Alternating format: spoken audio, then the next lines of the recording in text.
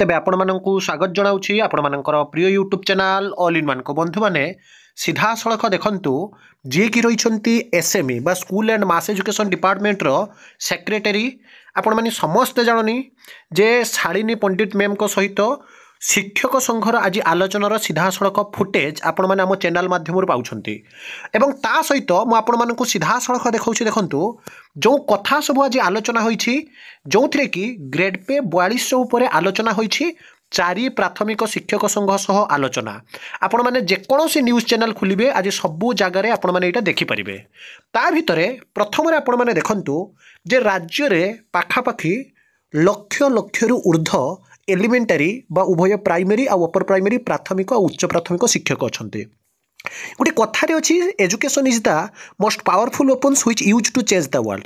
ଆଉ ପ୍ରାଥମିକ ଶିକ୍ଷକ, ଯାହାକି ଆପଣମାନେ ଜାଣନ୍ତି ବ୍ୟାକବୋନ୍, ମୂଳଦୁଆ କହିଲେ ଅତ୍ୟୁକ୍ତି ହେବ ନାହିଁ, ସେମାନଙ୍କ ପ୍ରତି ସରକାରଙ୍କର ଯେଉଁ ବୈମାତ୍ରିକ ମନୋଭାବ ଦେଖାଦେଇଥିଲା, ଏବେ ସେଥିରେ ଯବନିକ ପଡ଼ିବାଟା ସ୍ପଷ୍ଟ ହୋଇସାରିଛି। କିନ୍ତୁ ତା ଭିତରେ ବିଫୋର୍ ପଞ୍ଚାୟତ ଇଲେକ୍ସନ୍ ବା ଆଫ୍ଟର ପଞ୍ଚାୟତ ଇଲେକ୍ସନ୍ ପ୍ରକୃତରେ କେବେ ସୁଦ୍ଧା କ'ଣ ହେବ ଡିଟେଲ୍ସରେ ମୁଁ ଆପଣମାନଙ୍କୁ ଜଣାଇବି। ପ୍ରଥମରେ ଦେଖନ୍ତୁ, ଆଜିର ଯେଉଁ ଆଲୋଚନାର ବିଷୟବସ୍ତୁ ଥିଲା, ଆପଣମାନେ ପୂର୍ବରୁ ଅଫିସିଆଲ ଲେଟର ମଧ୍ୟ ଆମ ଚ୍ୟାନେଲରୁ ପାଇସାରିଛନ୍ତି।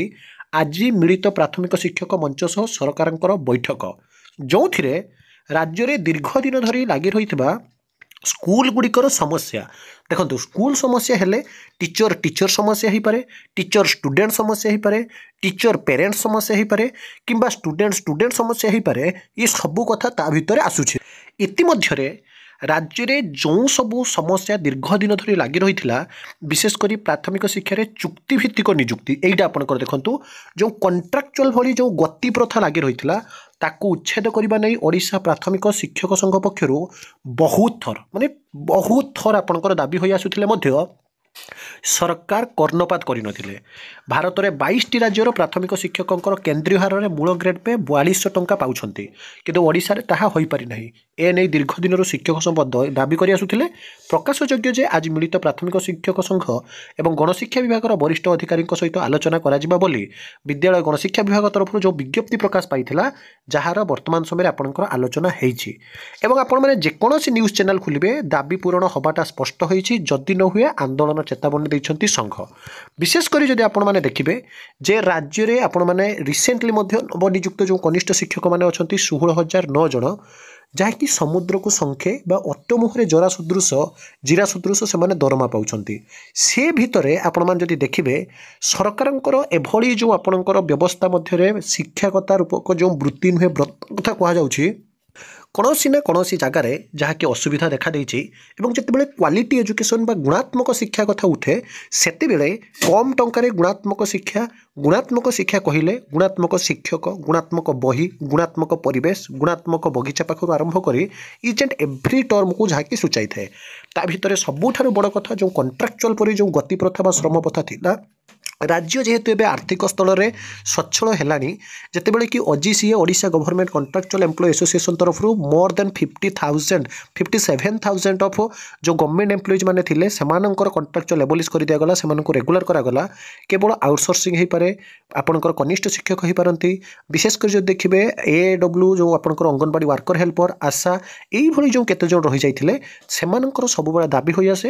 କିନ୍ତୁ ବିଶେଷ କରି ପ୍ରାଥମିକ ଶିକ୍ଷାର ମୂଳଦୁଆ ପକାଉଥିବା ପ୍ରାଥମିକ ଶିକ୍ଷକ ପାଇଁ ଯେଉଁ ଅସୁବିଧା ଚାଲିଥିଲା, ତା ଉପରେ ଆଜି ଯଦିଓ ଆଲୋଚନା ହୋଇଛି, ବାସ୍ତବରେ ଯେଉଁଟାକି ସରକାର କହୁଛନ୍ତି ଆମେ ସକ୍ରିୟ ଅଛୁ, ୱି ଆର୍ ଟ୍ରାଏ ଆୱାର ଲେବୁଲ୍ ବେଷ୍ଟ, ଆମେ ସହ୍ୟ ଚେଷ୍ଟା କରିବା ଆପଣମାନଙ୍କ ଦୁଃଖ ବୁଝିବା ପାଇଁ। ଏବଂ ଆଜି ପୁରା ସକ୍ରିୟାତ୍ମକ ଆଲୋଚନା ହୋଇଛି।